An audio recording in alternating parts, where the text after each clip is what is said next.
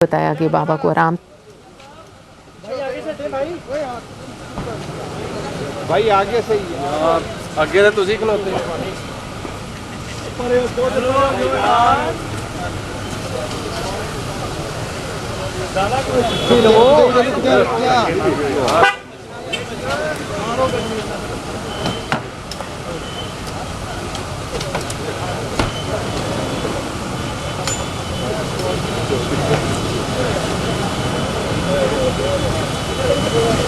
थोड़ा पीछे